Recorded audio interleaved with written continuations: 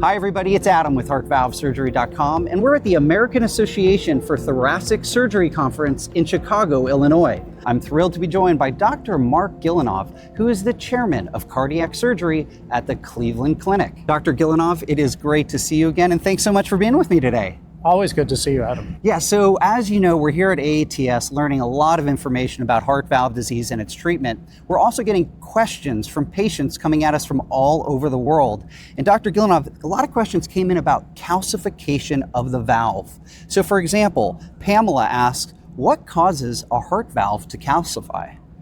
That's a great question, and there may be some talks or presentations here at the meeting about that. The short answer is we don't know for sure. As people get older, heart valves can begin to calcify. Your normal heart valve tissue, whether aortic or mitral, is soft and pliable like the skin on your hand. But in some people as they age, the valve tissue gets very stiff and calcified, like your knuckles.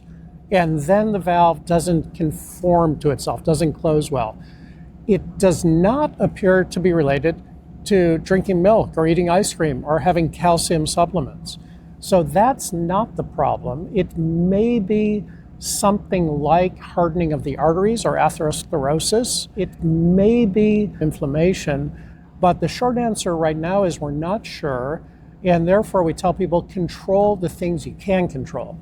Exercise, eat well, watch your weight, etc.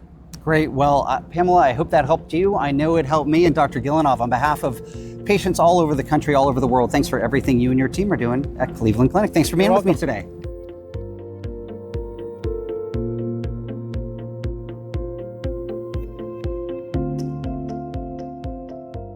Hi, everybody. It's Adam. I hope you enjoyed that video.